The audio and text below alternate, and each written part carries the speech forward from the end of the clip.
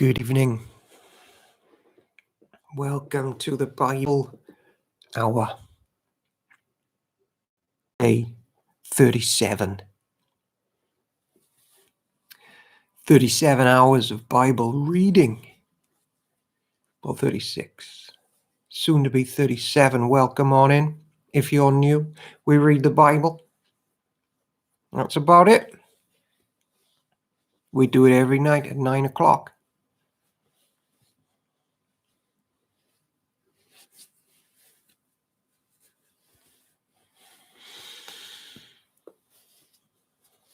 Good evening, Sam Whittington. Good evening, Phil Townlin. I have that video you sent me on my to-do list. Good evening, Petit Bois.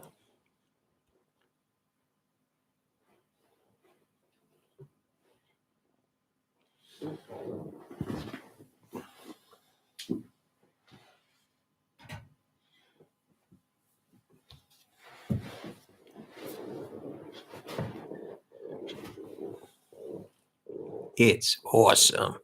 Good evening, all. Neil, arguably the best church admin. I've heard a case made. I've heard it made.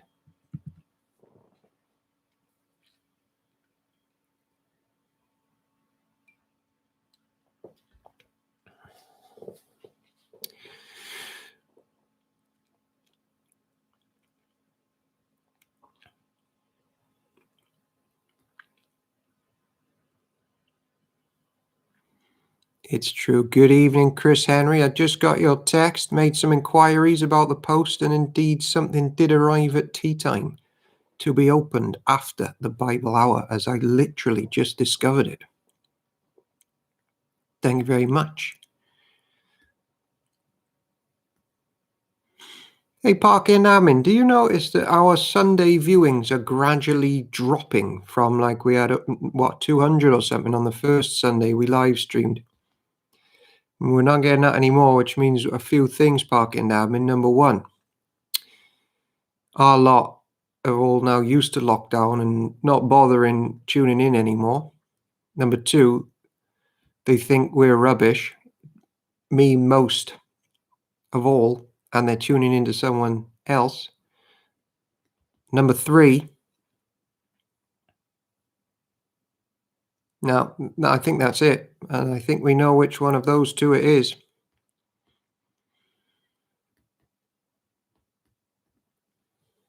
Batstone failed at everything. But that's Sunday. Today is Monday. And it is the Bible Hour. 1 Samuel chapter 25.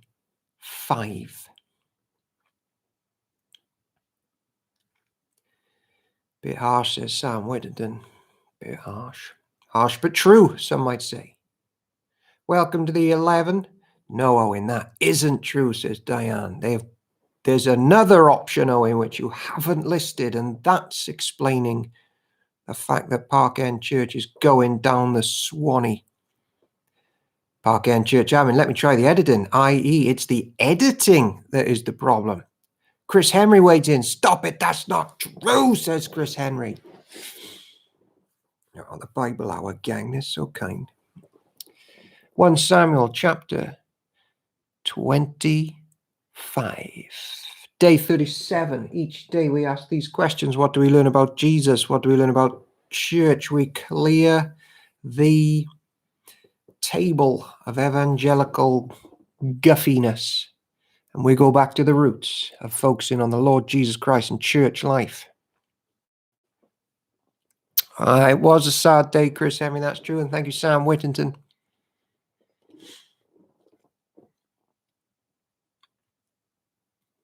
I am surprisingly yellow today. It may be the lights changing outside. Alterations need to be made inside. For those interested, on Facebook today, we posted an article on the Spirit leaving, the not tormenting, that's not the right word.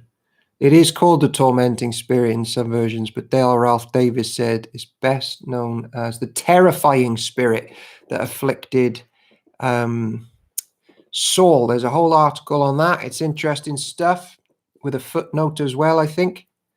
And then we uploaded a video on the work of the Holy Spirit from Bible Hour a couple of days ago. Good evening, Chris Williams. Let me just check my phone.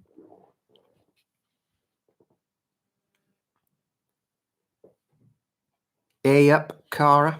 Legend.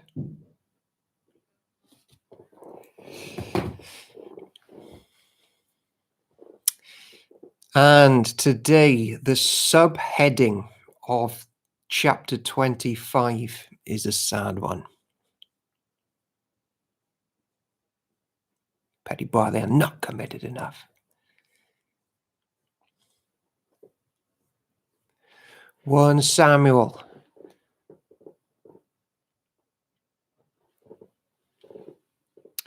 So in 1 minute, we will begin today's Bible readings.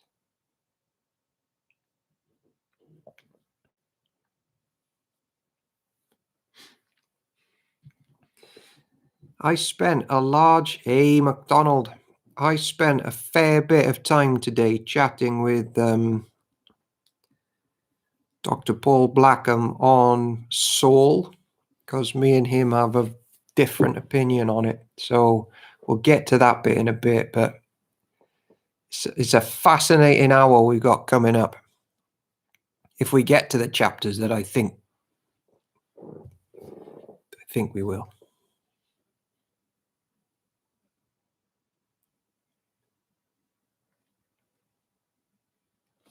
Cara, have you got the warm filters on? I don't know what I've got on anymore, Cara. I don't know.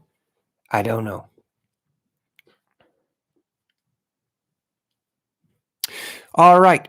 This is the word of the Lord. Thanks be to God. And we are at 1 Samuel chapter 25, which is a bit of a weird one. Basically, Gelfin, we have a story here which gets quite a lot of airtime. And it's about Nabal and Abigail. Now, why is it here? Basically, the word Nabal means fool. Abigail means father's joy. And it's basically, the story is essentially about David.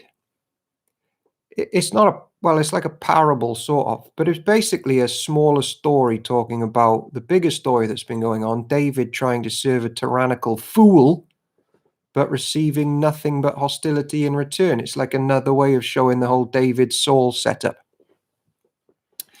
I think David is a bit unwise at times in 1 Samuel 25. Here we go.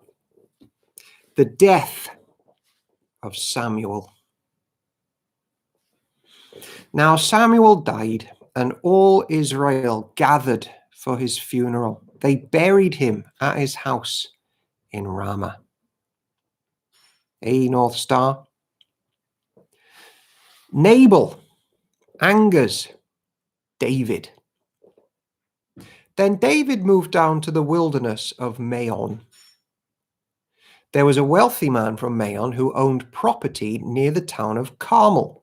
He had 3,000 sheep and 1,000 goats, and it was sheep shearing time.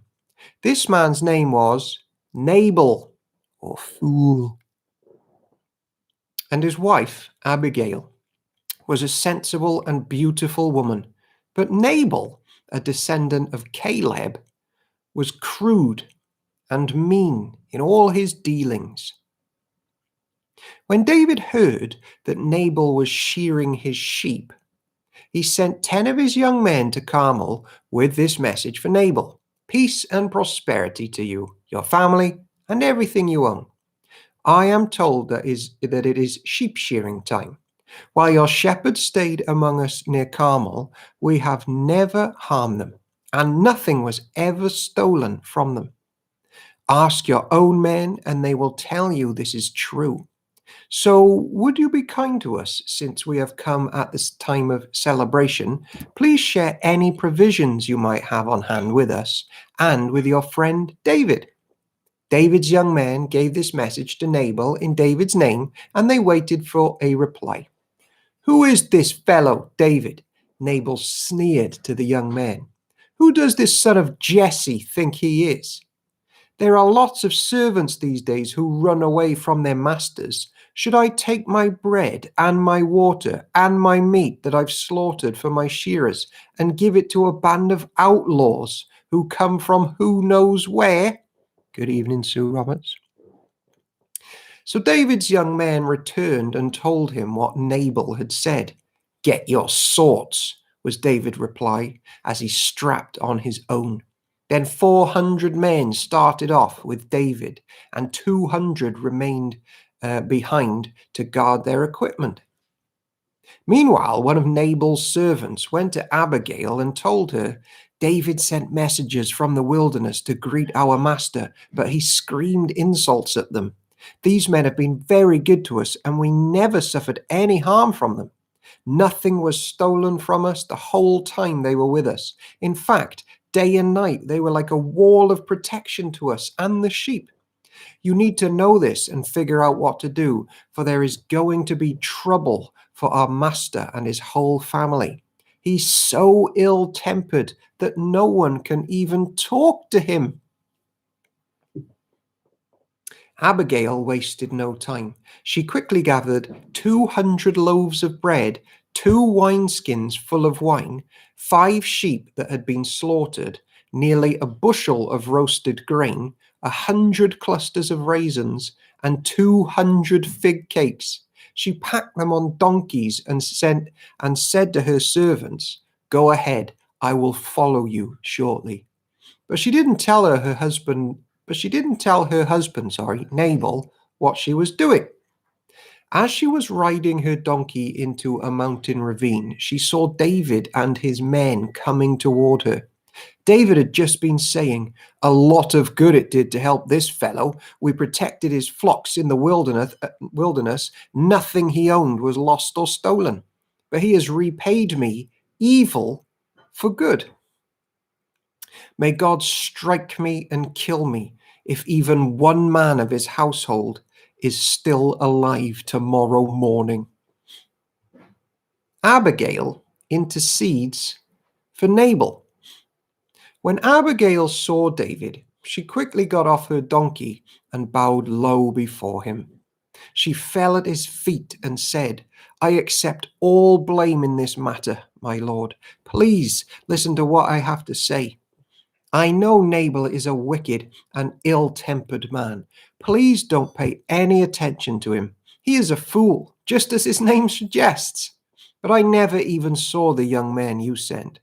Now, my lord, as surely as the Lord lives and you yourself live, since the Lord has kept you from murdering and taking vengeance into your own hands, let all your enemies and those who try to harm you be as cursed as Nabal is.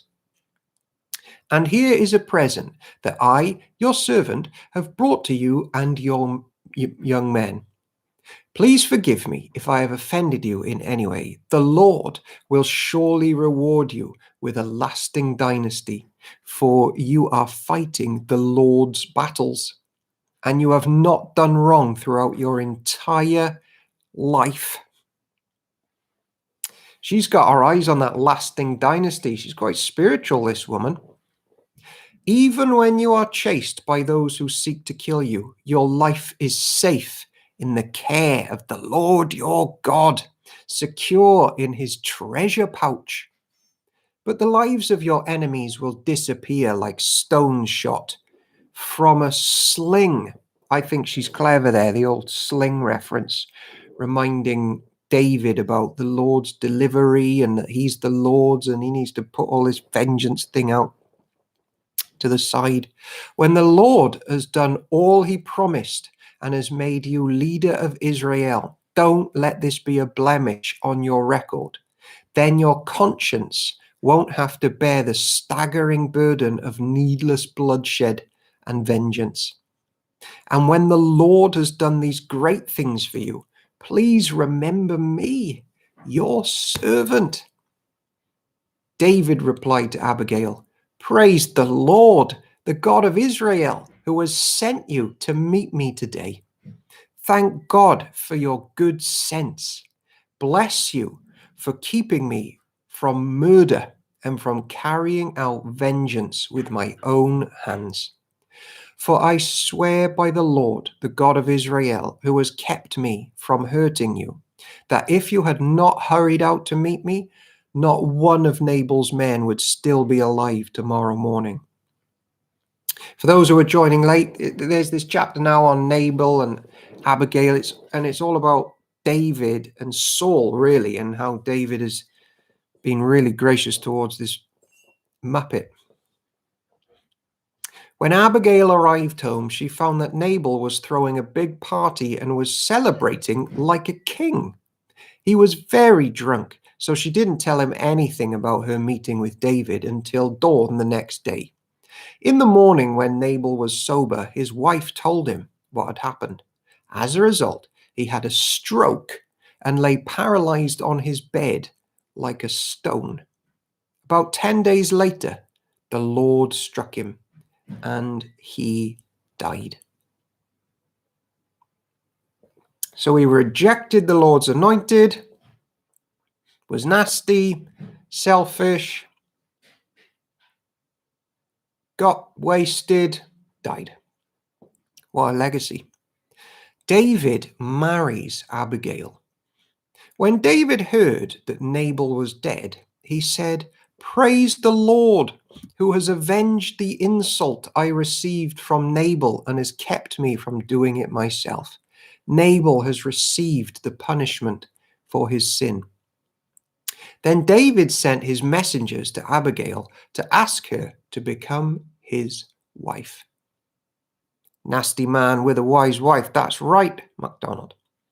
When the messengers arrived at Carmel, they told Abigail, "David has sent us to take you back to marry him." She bowed low to the ground and responded, "I, your servant, would be happy to marry David. I would be willing to become a slave, washing the feet of his servants." Quickly getting ready, she took along 5 of her servant girls as attendants, mounted her donkey, and went with David's messengers. And so she became his wife. David also married Ahinoam from Jezreel, making both of them his wives. Saul, meanwhile, had given his daughter Michal, David's wife, to a man from Galim named Palti, son of Laish. David, good in some areas, not too hot on keeping the Mosaic law of only having one wife. The best of men are men at best.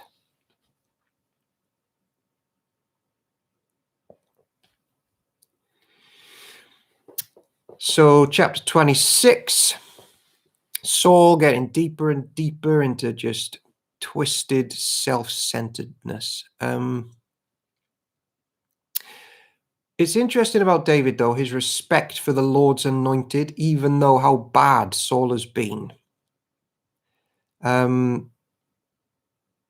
He does respect the Lord's anointed. And in one of the books I've got on 1 Samuel, it then says, if that's how David treated the Lord's anointed, it really brings home when the divine Messiah became one of us and we spat on him, beat him, and murdered him.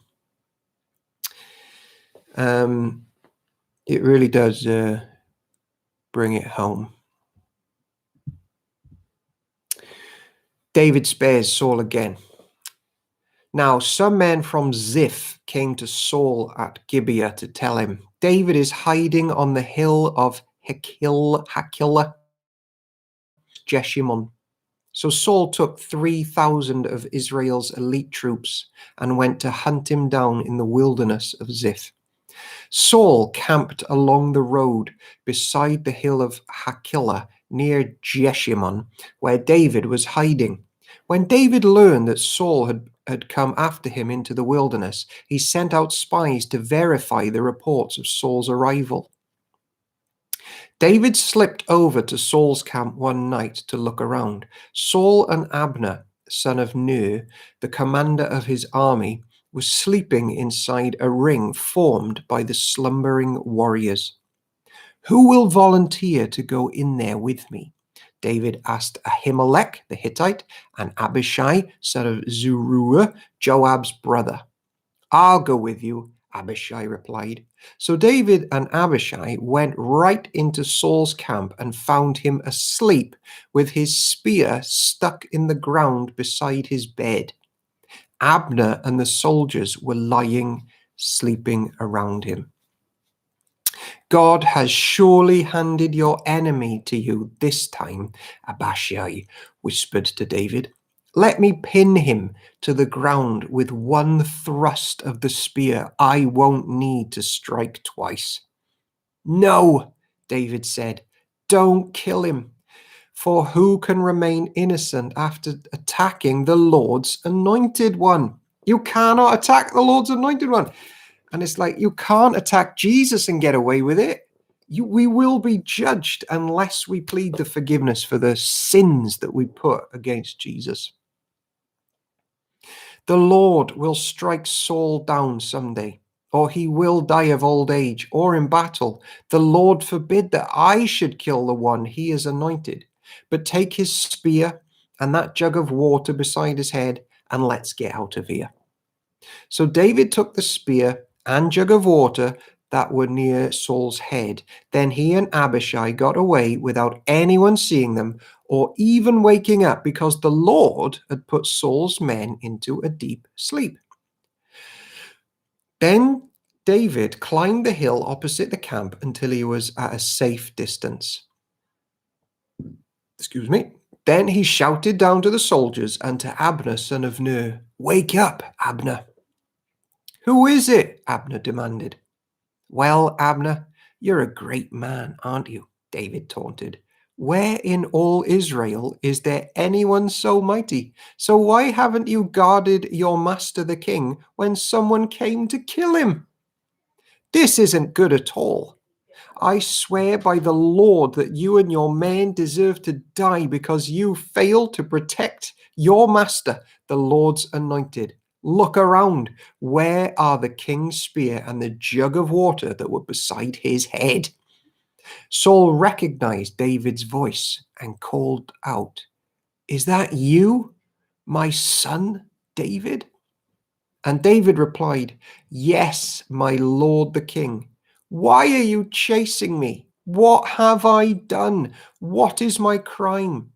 But now let my lord the king listen to his servant. If the Lord has stirred you up against me, then let him accept my offering.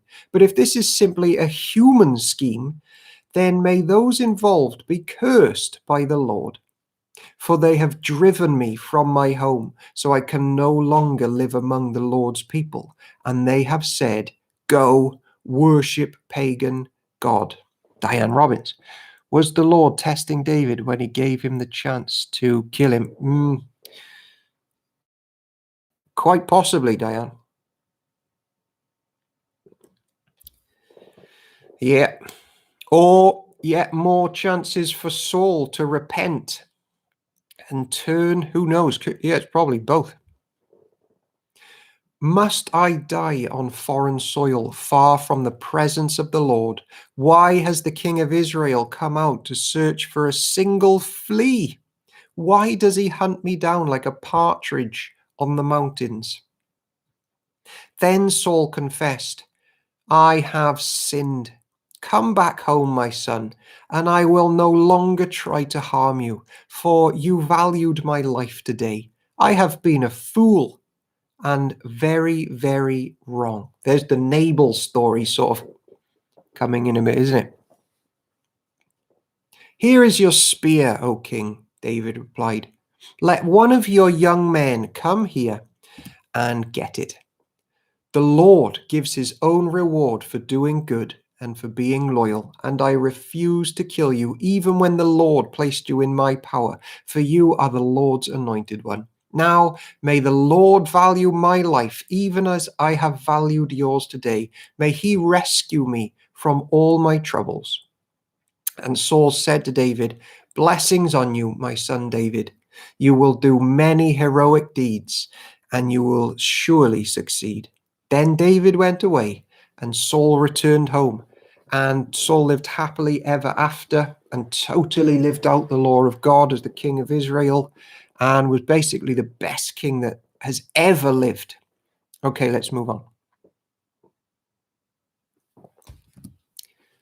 Oh, 1 Samuel chapter 27. Those who are just joining us now, welcome. And if you are interested in Saul and what's all this spirit of terror he experiences sent from the Lord, we stuck a big post on that on Facebook today. Jump on in. David among the Philistines. But David kept thinking to himself, someday Saul is going to get me. The best thing I can do is escape to the Philistines. Then Saul will stop hunting for me in Israelite territory, and I will finally be safe. So David took his 600 men and went over and joined Achish, son of Maok, the king of Gath. David and his men and their families settled there with Achish at Gath. David brought his 2 wives along with him, Ahonim and Jezreel, and Abigail, Nabal's widow from Carmel. Word soon reached Saul that David had fled to Gath, so he stopped hunting for him. One day, David said to Achish, if it is all right with you, we would rather live in one of the country towns instead of here in the royal city.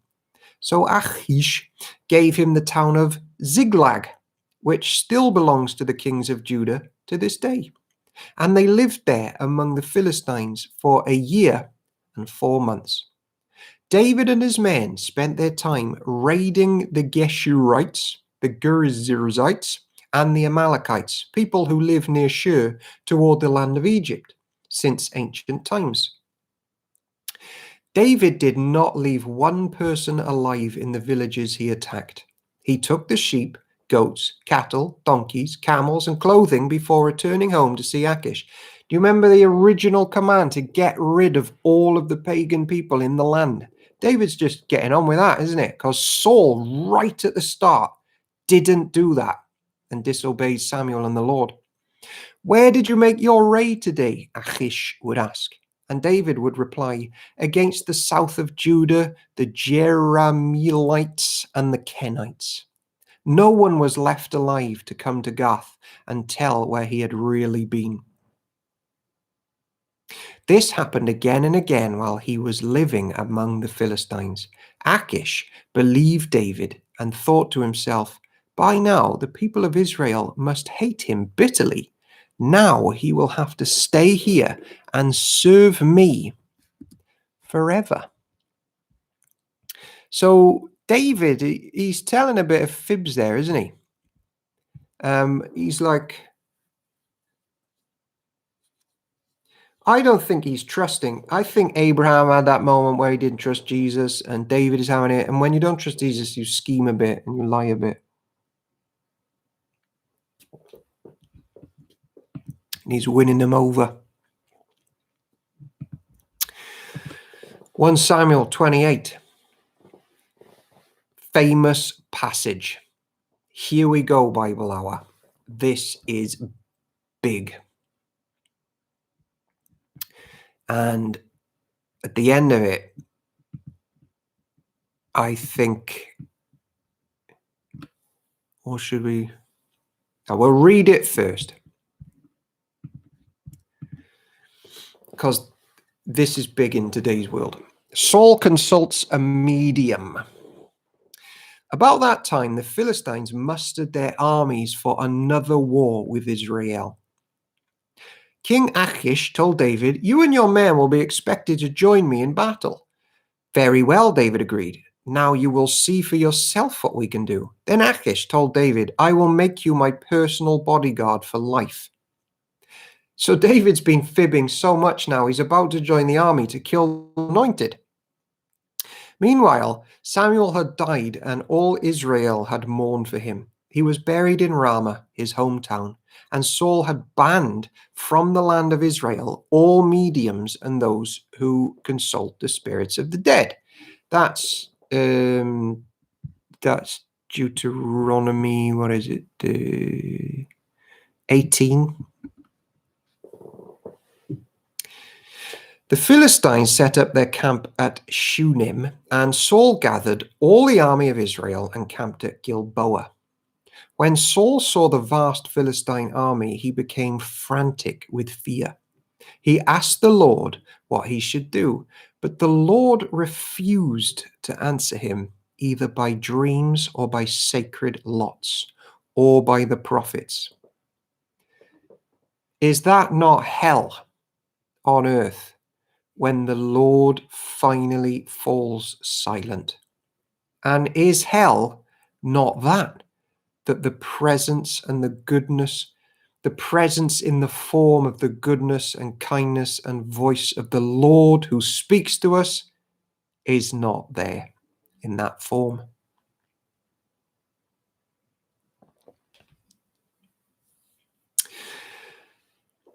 He asked the Lord what he should do, but the Lord refused to answer him either by dreams or by sacred lots or by the prophets. Saul then said to his advisors, "Find a woman who is a medium so I can go and ask her what to do." Now, some versions will say witch there. His advisors replied, "There is a medium at Endor." Well, it's like, how do you know that? You're supposed to have got rid of them. The whole thing is layered with deceit. So Saul disguised himself by wearing ordinary clothing instead of his royal robes. Then he went to the woman's home at night, accompanied by 2 of his men. "I have to talk to a man who has died," he said. "Will you call up his spirit for me?" Now, isn't this true, Bible Hour? Our worst sins are when we're pretending not to be someone, we're in disguise, and we're sneaking around in darkness. Only bad things happen then. "Are you trying to get me killed?" the witch demanded. "You know that Saul has outlawed all the mediums and all who consult the spirits of the dead. Why are you setting a trap for me?" But Saul took an oath in the name of the Lord and promised, "As surely as the Lord lives, nothing bad will happen to you for doing this." Finally, the woman said, "Well, whose spirit do you want me to call up?" "Call up Samuel," Saul replied. When the woman saw Samuel, she screamed, "You've deceived me. You are Saul." "Don't be afraid," the king told her. "What do you see?" "I see a God coming up out of the earth," she said. "What does he look like?" Saul asked. "He is an old man wrapped in a robe," she replied. Saul realized it was Samuel, and he fell to the ground before him. "Why have you disturbed me by calling me back?" Samuel asked Saul. "Because I am in deep trouble," Saul replied.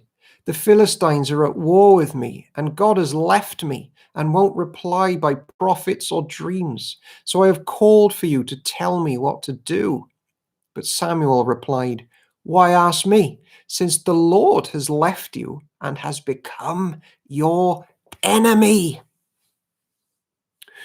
The Lord has done just as he said he would. He has torn the kingdom from you and given it to your rival David. The Lord has done this to you today because you refuse to carry out his fierce anger against the Amalekites. What's more, the Lord will hand you and the army of Israel over to the Philistines tomorrow, and you and your sons will be here with me. The Lord will bring down the entire army of Israel in defeat. Saul fell full length on the ground, paralyzed with fright because of Samuel's words. He also faint with hunger, for he had eaten nothing all day and all night. When the woman saw how distraught he was, she said, "Sir, I obeyed your command at the risk of my life. Now, do what I say, and let me give you a little something to eat so you can regain your strength for the trip back." But Saul refused to eat anything. Then his advisors joined the woman in urging him to eat, so he finally yielded and got up from the ground and sat on the couch. The woman had been fattening a calf, so she hurried out and killed it. She took some flour, kneaded it into dough, and baked unleavened bread. She brought the meal to Saul and his advisors, and they ate it. Then they went out into the night.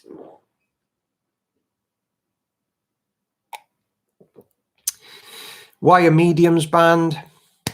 Why are they evil? We looked at that back in the Mosaic Law. I mean, even the friendly ones who have children come to them are basically, most of them are pretending, but some of them are in touch with dark things.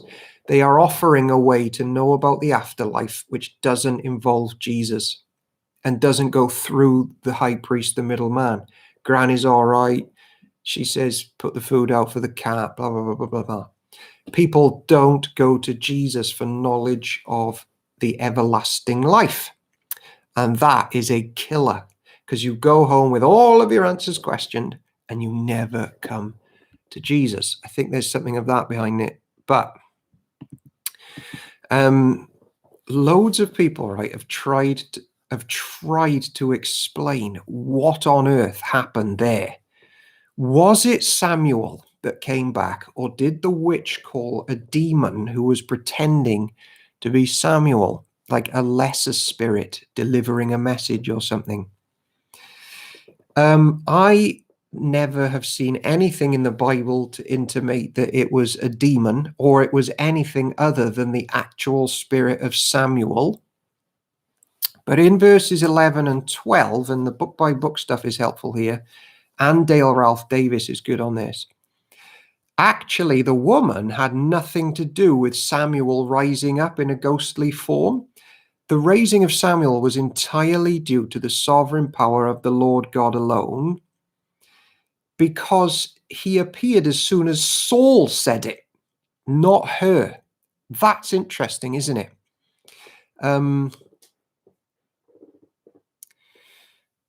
And she is so surprised that the real Samuel appears.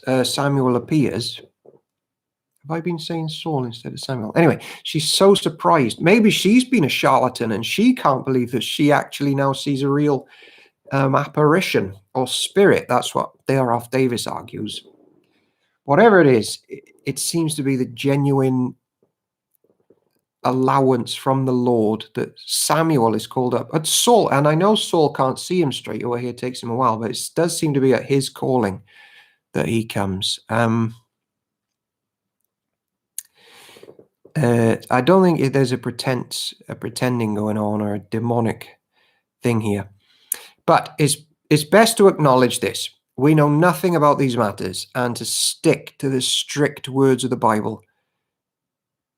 Samuel was sent by God, disturbed from his rest in paradise, to speak one last time to Saul. And Moses and Elijah are called out. And the Lord does it every time. And no human in Bible hour is supposed to connect with the spirits of the dead in the form of conjuring them up to give you messages. The tabernacle is clear. We go through the middleman for messages from God. It's such a fascinating passage, isn't it? That's why I wanted to labor there a minute. So forgive the little diatribe, if that's the right word.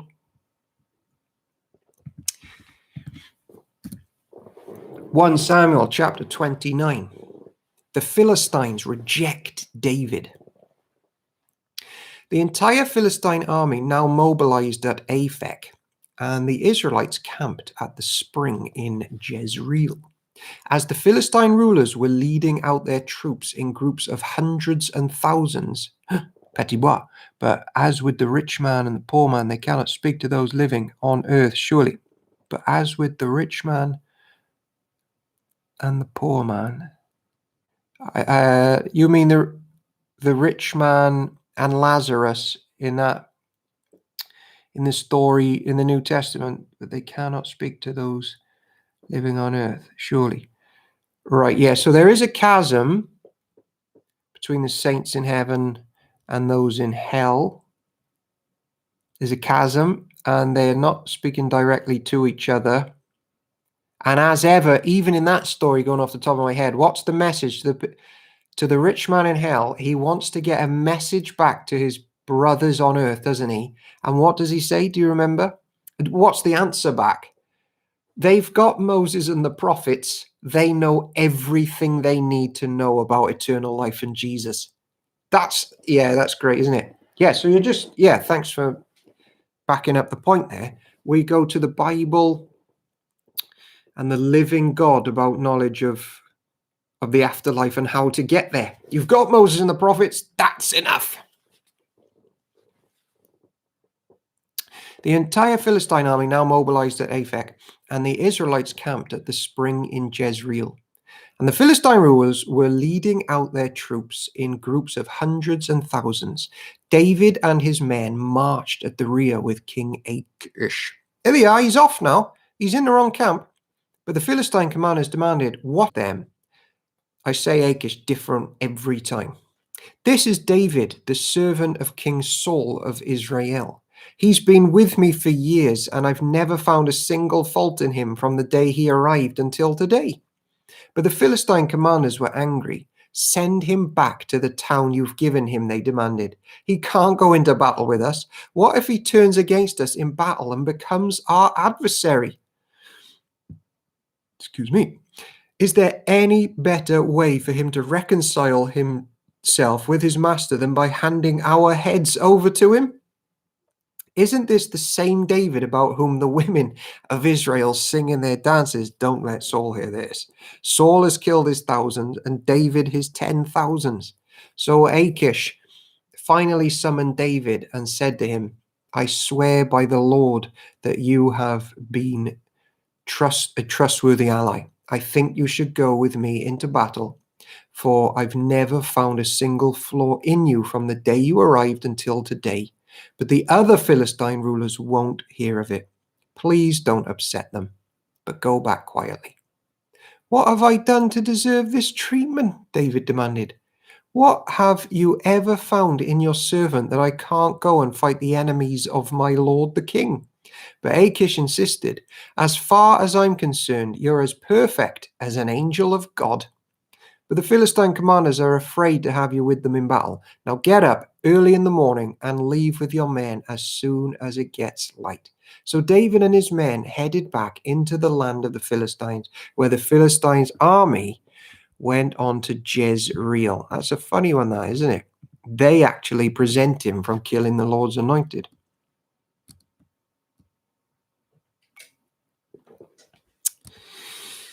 All right. Ooh, where's the time gone? We're in the third. I thought I was just about to say we're at the halfway mark because I have the feel for it usually, but it's not.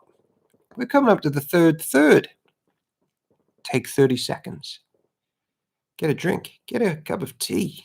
If you have a kettle that can boil water in 25 seconds. And a tea bag that can be brewed in 5 seconds, go do it. Otherwise, just grab some water, grab a biscuit. Grab a keto-friendly bar of fat, if that's your thing.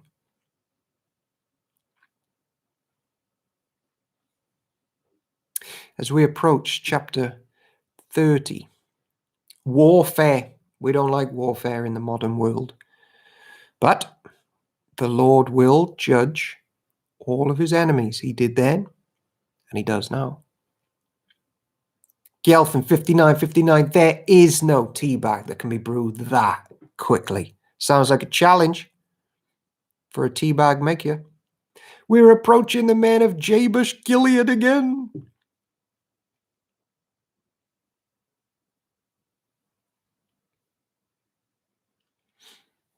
All right, 1 Samuel chapter 30. David destroys the Amalekites. 3 days later, when David and his men arrived home at their town of Ziklag, they found that the Amalekites had made a raid into the Negev and Ziklag, and they had crushed Ziklag and burned it to the ground.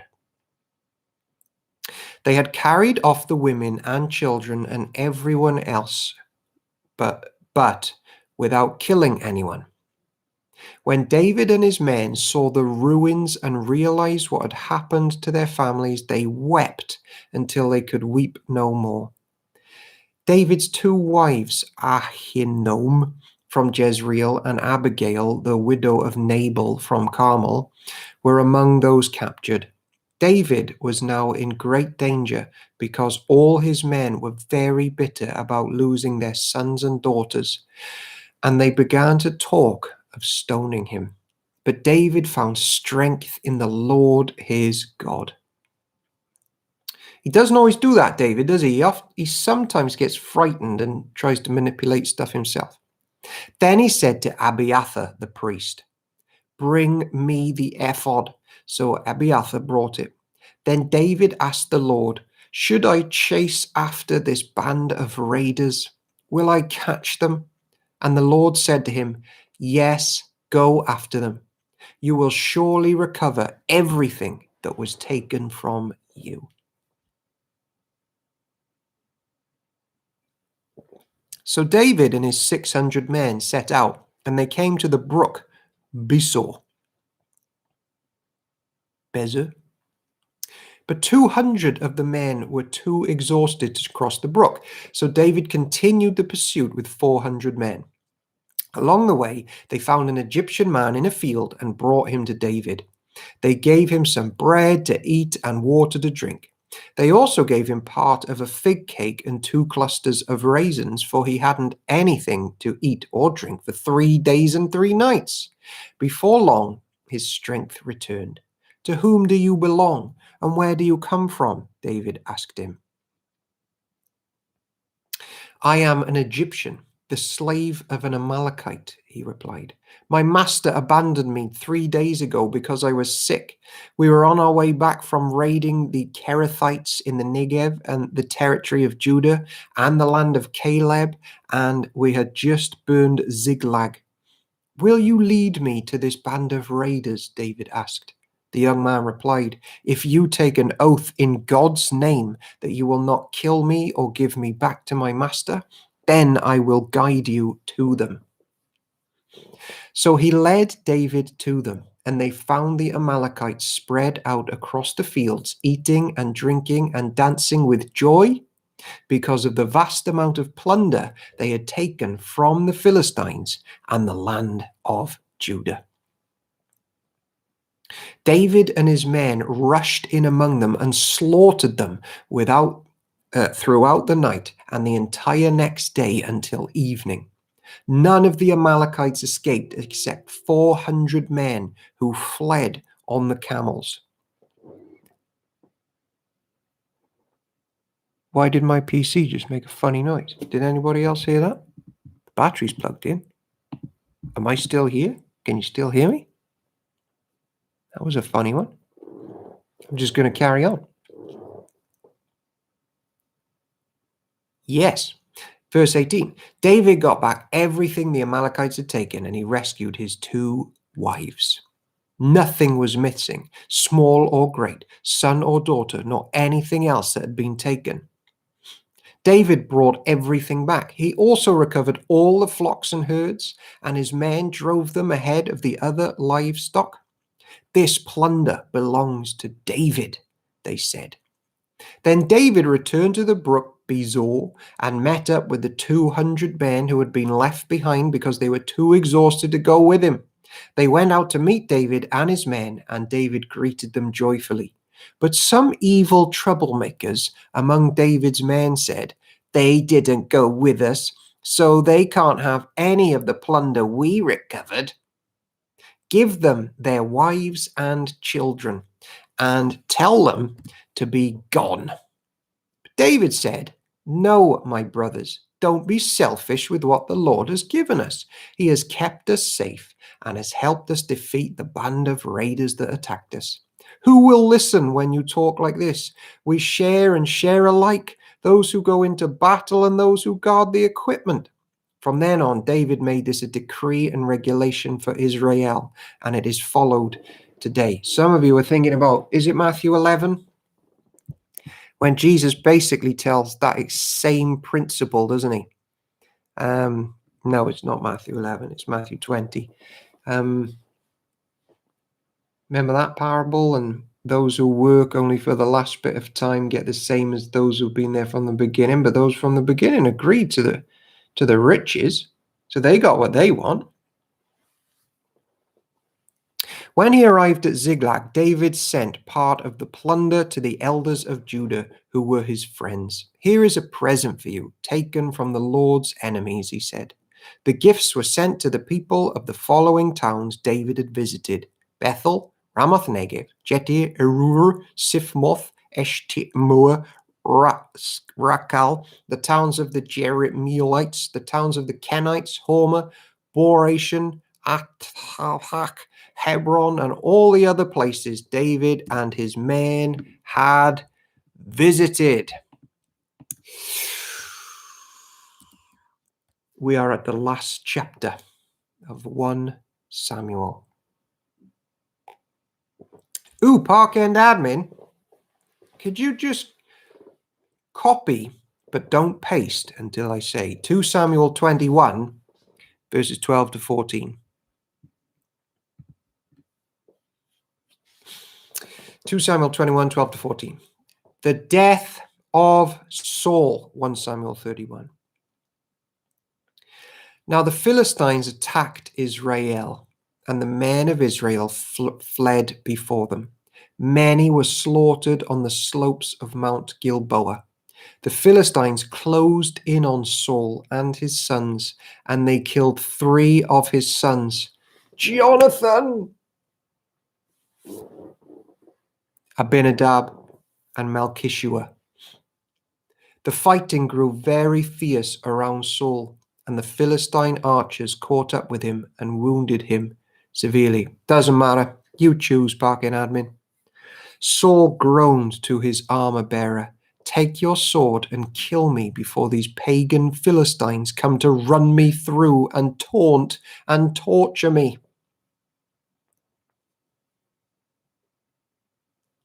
But his armor bearer was afraid and would not do it. So Saul took his own sword and fell on it. When his armor bearer realized that Saul was dead, he fell on his own sword and died beside the king. So Saul, his 3 sons, his armor bearer, and his troops all died together that same day. When the Israelites on the other side of the Jezreel Valley and beyond the Jordan saw that the Israelite army had fled and that Saul and his sons were dead, they abandoned their towns and fled. So the Philistines moved in and occupied their towns. The next day, when the Philistines went out to strip the dead, they found the bodies of Saul and his 3 sons in Mount Gilboa. So they cut off Saul's head and stripped off his armor. Then they proclaimed the good news of Saul's death in their pagan temple and to the people throughout the land of Philistia.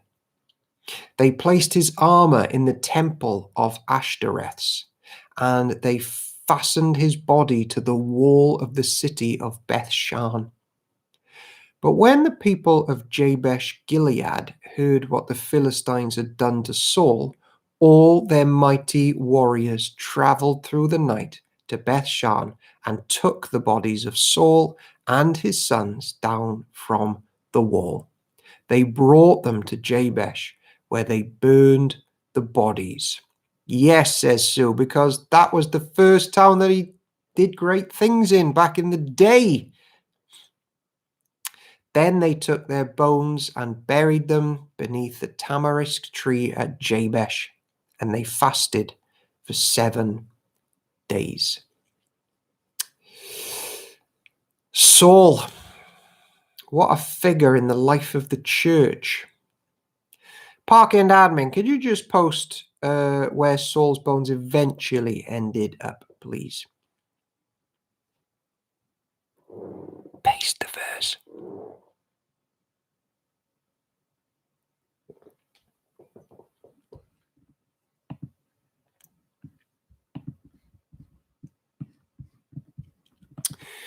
Meanwhile, while Park and admin is pasting that, we will go to 2 Samuel.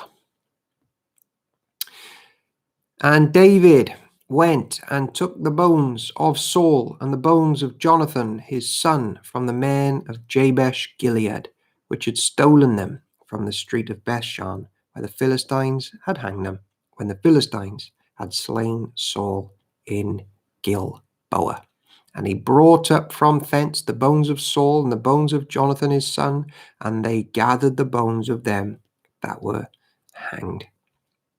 And the bones of Saul and Jonathan his son buried there in the country of Benjamin in Zelah, in the sepulchre of Kish his father.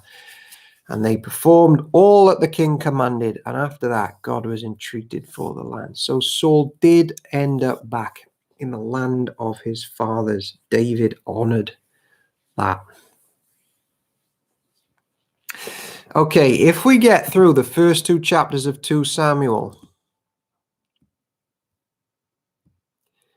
no, we'll do it at the end of 1. We'll read 1, and then I'll tell you about why me and my friend don't agree on Saul.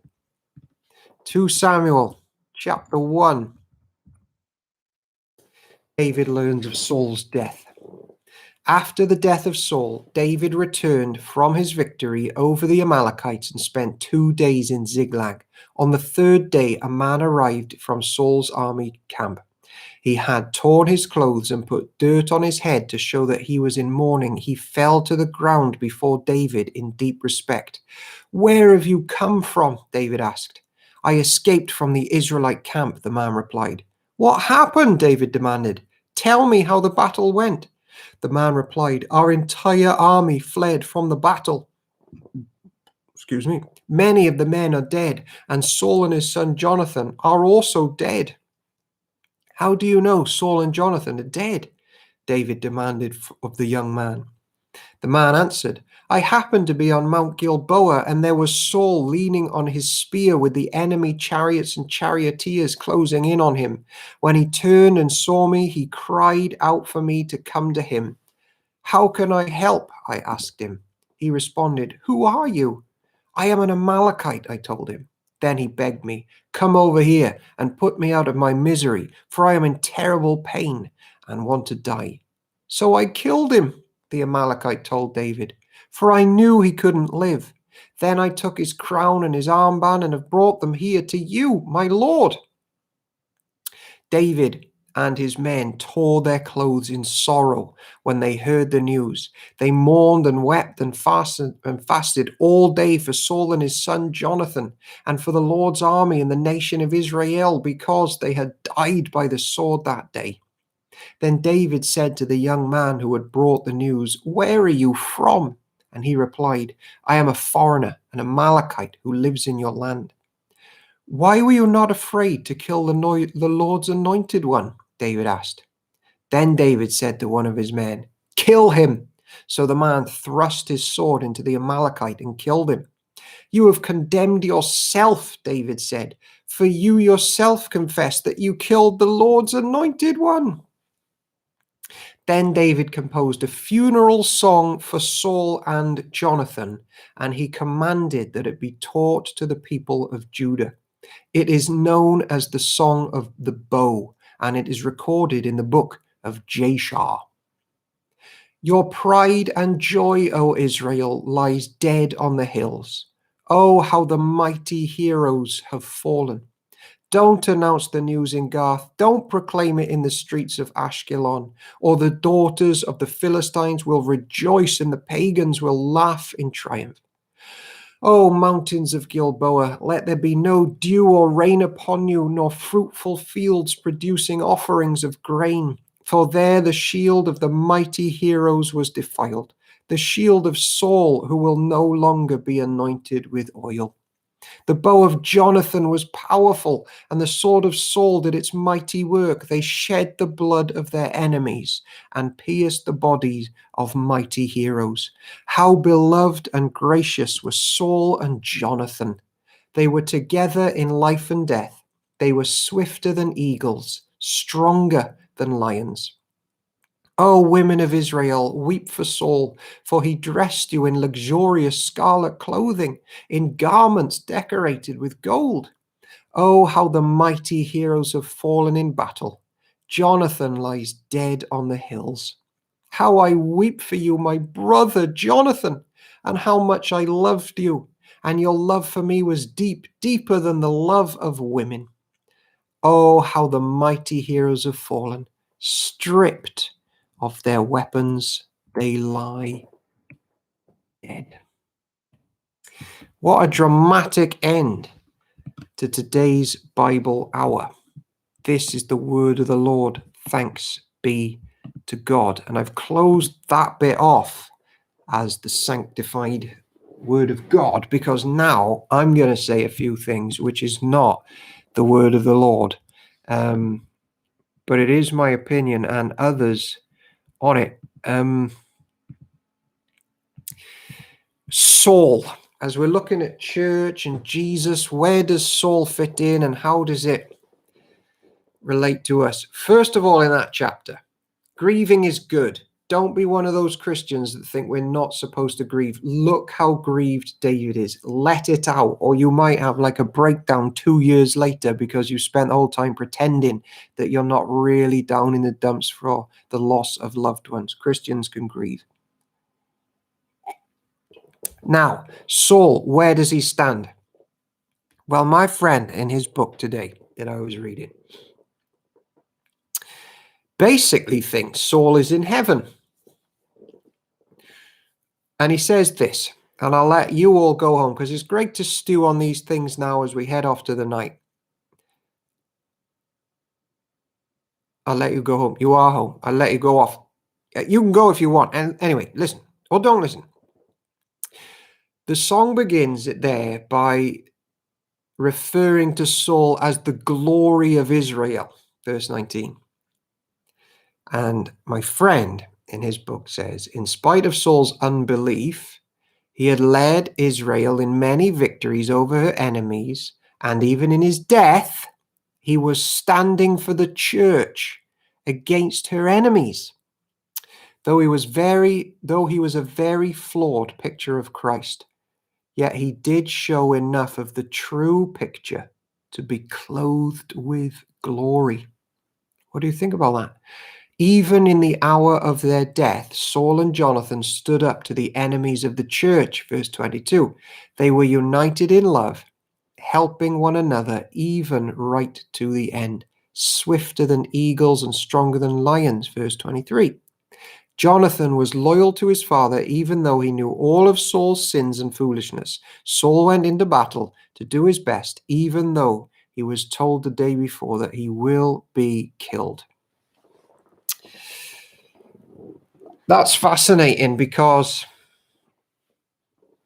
it is a powerful thing to be connected to church life, and it is a bigger picture than just us as mere individuals. We're part of something big, which sometimes clings on to us in spite of ourselves. But here's my problem and why I just don't buy that he's in glory. And my biggest two problems with Saul are the lesser one first. Well, in the previous chapters we just read, he is called the enemy of the Lord.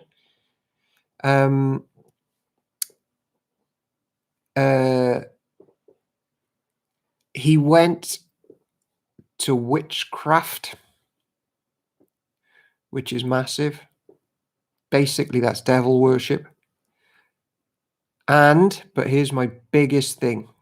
In yesterday's reading, he attacked the priesthood and had killed 80-something priests. Was it 88, 86?